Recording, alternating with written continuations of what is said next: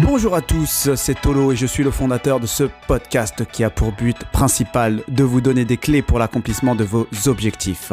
Ici, on va parler d'état d'esprit, de motivation, d'action, d'attraction, de la mécanique du succès et de tous ces paramètres qui nous permettent de manifester des résultats dans notre vie. Alors aujourd'hui, j'ai envie de vous faire un petit retour suite à une discussion que je viens d'avoir avec un ami.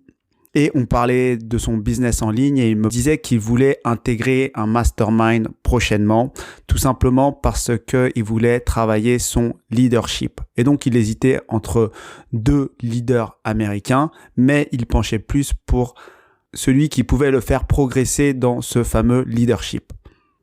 Donc, il me dit de manquer de ce fameux leadership et qu'il atteint un certain plafond de verre, en tout cas avec ses équipes selon lui. En entendant tout ça, je suis assez étonné parce que justement, moi, je trouve qu'il incarne un certain leadership et comme j'ai une sensibilité particulière, j'ai envie qu'on creuse ce sujet-là. Donc, je lui demande ce que lui, il entend par le fait de manquer de leadership et ensuite, moi, je lui dirai ce que moi, je perçois de lui. Donc, ce qu'il me dit, c'est que il n'arrive pas à transmettre sa vision à ses équipes et qu'il n'est pas un bon communicant, en tout cas, avec ses équipes.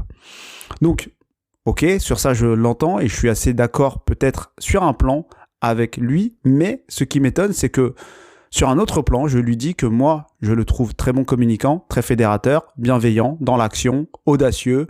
Je trouve que c'est un mec qui crée des business facilement, il se relève toujours de ses échecs et c'est un très bon vendeur. Donc, je lui dis tout ça parce que je le connais depuis un certain temps. On se suit de loin sans pour autant se parler régulièrement. Et malgré toutes les qualités qu'il me dit, donc je comprends quand même ce qu'il veut me dire. Donc moi, qui ai une sensibilité particulière, je lui dis cash que le véritable problème chez lui, c'est l'estime de soi. Et donc il me confirme que c'est peut-être juste et qu'il a peur d'afficher des résultats parce que pour lui, c'est peut-être culturel, etc., etc. Et donc moi, je l'arrête tout de suite à ce moment-là parce que c'est pas du tout ça le problème pour moi de ce que je ressens chez lui. Le problème pour moi, c'est qu'il n'arrive pas à imaginer qu'une personne plus avancée selon ses critères à lui puisse l'admirer. Et j'insiste sur le mot admirer. Parce que dans son monde, quand il place une personne au-dessus de lui selon ses critères, donc ça peut être le poste, ça peut être le diplôme, ça peut être la classe d'origine, peu importe, il n'arrive pas à imaginer que cette personne qu'il a mis sur un piédestal puisse elle aussi l'admirer. Et donc, c'est de ça dont j'ai envie de vous parler aujourd'hui, car finalement, c'est quelque chose d'assez répandu, en particulier dans cette période assez matérialiste et superficielle. Et je vais en parler ici dans ce podcast de ce niveau-là, tout simplement parce que ça participe à une certaine dévalorisation, bien sûr, mais aussi, du coup, la conséquence, c'est que ça nous coupe d'opportunités parce qu'on a peur de ne pas se sentir à la hauteur juste parce que l'on se compare à certaines personnes que l'on peut admirer ou mettre sur un piédestal.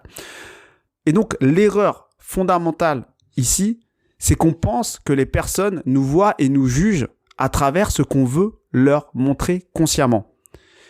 Et les raisons sont multiples à cette erreur fondamentale, c'est qu'en fait, on va minimiser déjà dans un premier temps la visibilité de ce qu'on ne montre pas consciemment. Et donc, dans ce qu'on ne montre pas consciemment, il y a des qualités comme il y a des défauts. Et le problème, c'est qu'on ne peut pas se voir d'un point de vue extérieur. Et donc, il est très dur de percevoir quelle est l'image que l'on revoit, d'une part, lors d'un premier contact, et d'autre part, même par rapport à des amis proches qui nous connaissent depuis un certain temps. Et plus généralement, en vérité, il est très très difficile de prendre conscience des choses que l'on fait naturellement, donc des qualités comme des défauts. Et d'ailleurs, la meilleure façon d'en prendre conscience, c'est simplement de demander autour de nous et de faire ce fameux exercice de demander à certains proches quelles sont nos qualités et quels sont nos défauts. Parce qu'on ne peut pas savoir ce que les autres apprécient ou n'apprécient pas chez nous. La deuxième chose, c'est de croire que nos qualités, ce ne sont que les qualités qu'on acquiert. Et en fait, la croyance qui se cache derrière, c'est que finalement, une qualité, elle se mérite. Et plus la personne est blessée, plus elle sera éternellement en train d'essayer d'acquérir des qualités pour être aimée ou pour s'aimer elle-même. Et comment elle saura qu'elle a ces qualités, c'est en accomplissant des choses pour valider la qualité. Et autant vous dire qu'on peut rentrer dans une boucle sans fin plus la personne est blessée. Le troisième point, c'est que tout le monde ne perçoit pas la même chose et les personnes riches, influentes, populaires, etc. ont développé un sixième sens pour percevoir les gens d'une manière plus fine. Et la raison, en fait, elle est très très simple, c'est que plus on va être amené à côtoyer du monde dans notre vie, plus on va être amené à développer un sixième sens pour sentir les gens. Et plus ces personnes sont riches, influentes et populaires ou potentiellement en devenir, plus elles vont cerner certaines qualités qui vont être communes aux futurs riches, influents et populaires. Et contrairement à ce qu'on peut imaginer, ces personnes-là ne vous jugent pas uniquement sur l'apparence du tout. Au contraire, elles voient ce que vous êtes derrière votre apparence. Elles voient votre potentiel. Parce qu'elles ont l'habitude de croiser des gens et elles ont l'habitude de regarder derrière le masque. Après, il y a toujours dans ces milieux-là des personnes qui peuvent être superficielles, égoïstes, etc. ou qui peuvent utiliser ces super skills à mauvais escient ou tout simplement les ignorer volontairement. Mais en général, elles ont un regard plus aiguisé qu'une personne lambda. Et en fait, c'est simplement la loi du nombre qui explique ce super skills. Donc, pourquoi je vous parle de tout ça? C'est que, mon ami, ce qu'il n'a pas compris, c'est que tout son entourage, proche ou pas proche, le suivant de près ou de loin, on n'a pas attendu qu'il fasse son premier million, non pas pour l'apprécier, mais pour l'admirer. Et beaucoup des personnes qu'il peut positionner au-dessus de lui pour diverses raisons, finalement, c'est des personnes qui aujourd'hui l'admirent déjà. Parce qu'il incarne des valeurs supérieures. Et c'est d'ailleurs des valeurs qu'il a toujours incarnées. Même quand il était pauvre, même quand il n'avait rien. Il a toujours été un bon communicant, un fédérateur, un mec bienveillant, dans l'action, audacieux, qui crée des business, qui se relève, qui est vendeur.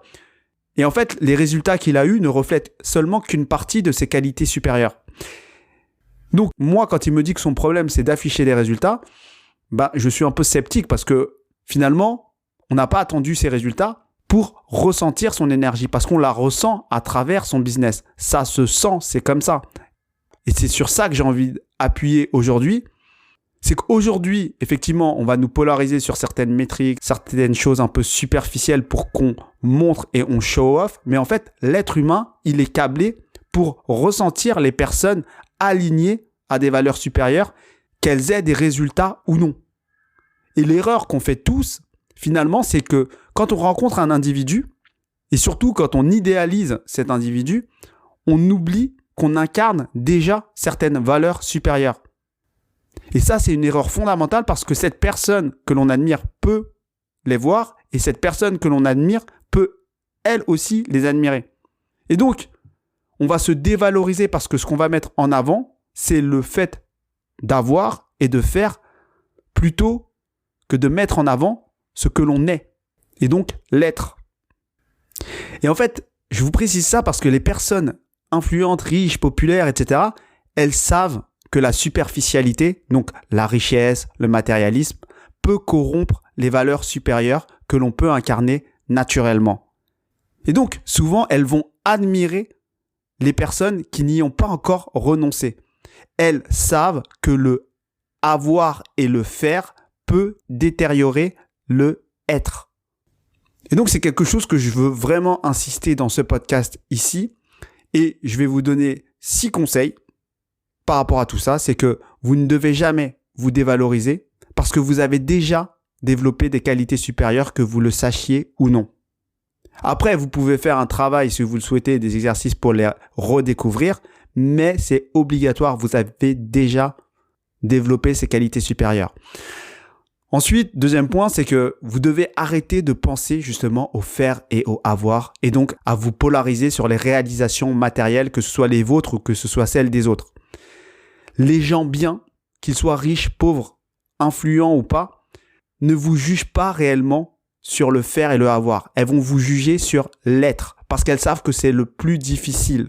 Et elles savent, comme je l'ai dit précédemment, que ceux qui font et qui ont peuvent détériorer ce qu'elles rêvent d'être. Ensuite, le troisième point, c'est que vous devez développer vos valeurs supérieures dès maintenant, pendant que vous avez rien, si vous avez rien. Et quand je parle de valeurs supérieures, je parle de courage, d'audace, de résilience, d'authenticité, peu importe toutes les qualités possibles et imaginables, ou du moins celles qui vous parlent. Pourquoi ? Parce que ça va être votre plus grand passeport vers les grandes personnes qui ont peut-être déjà ces valeurs et qui par rapport à vous ont peut-être effectivement accompli plus de choses dans le faire et le avoir. Et je vous dis ça parce que vous ne pourrez que attirer des personnes qui reconnaissent ces valeurs si vous les développez vous-même. Et sincèrement, les autres qui ne les reconnaissent pas, à mon avis, elles ne sont pas si intéressantes que ça. 4e point, vous devez vous mettre d'égal à égal devant les personnes que vous admirez. Non pas par rapport au avoir et au faire, mais par rapport à l'être. Au niveau de l'être, vous êtes au même niveau. Vous avez des qualités supérieures que vous les ignorez ou non, comme elle peut en avoir. Et donc, 5e point, c'est que vous devez puiser votre confiance en vous dans cette conscience de ces qualités supérieures. 6e point, je vous invite à faire l'expérience d'aller vers des personnes qui vous impressionnent et vers d'autres qui vous impressionnent un peu moins. Et vous verrez qui sont les personnes qui vous jugent ou qui vous méprisent et est-ce que c'est vraiment celles qui vous impressionnent le plus, qui vous méprisent le plus ou c'est l'inverse? Et ça, je vous invite à faire ce test-là parce que c'est très intéressant comme résultat pour que vous puissiez comprendre ce dont je suis en train de vous parler dans ce podcast. Et en fait, je vous dis tout ça, ces 6 points-là, parce que vous comprenez que les personnes qui ont une aisance avec des personnes de rang supérieur ou qu'elles peuvent elles-mêmes admirer, c'est simplement parce qu'elles font abstraction du faire et de l'avoir et elles se positionnent au niveau de l'être. Et elles savent qu'elles peuvent apporter quelque chose dans ce qu'elles sont, parce qu'elles incarnent des qualités supérieures. Et je ne dis pas que tout le monde a d'aussi grandes qualités que cet ami dont je vous ai parlé, mais tout le monde se préoccupe beaucoup trop de l'avoir et du faire, les concernant et concernant ce qu'elles perçoivent, plutôt que de s'occuper de l'être. Et en fait, ce focus très particulier va participer à la dévalorisation. Et cette dévalorisation, comme je l'ai dit précédemment, va nous couper de beaucoup d'opportunités. Donc voilà ce dont j'avais envie de vous parler aujourd'hui. C'était un podcast un peu différent puisque là, on parlait plus de l'être, faire et du avoir et de cette estime de soi et de cette dévalorisation qui est assez répandue et que moi-même d'ailleurs, je travaille en toute humilité. Donc, si tu as des problématiques de ce genre, n'hésite pas à nous contacter. On est une équipe de coachs qui travaillons sur des sujets que j'ai énoncés en début de podcast. Et n'hésite pas à commenter si tu as des questions, à partager, à t'abonner. Et je te souhaite une bonne journée et à bientôt.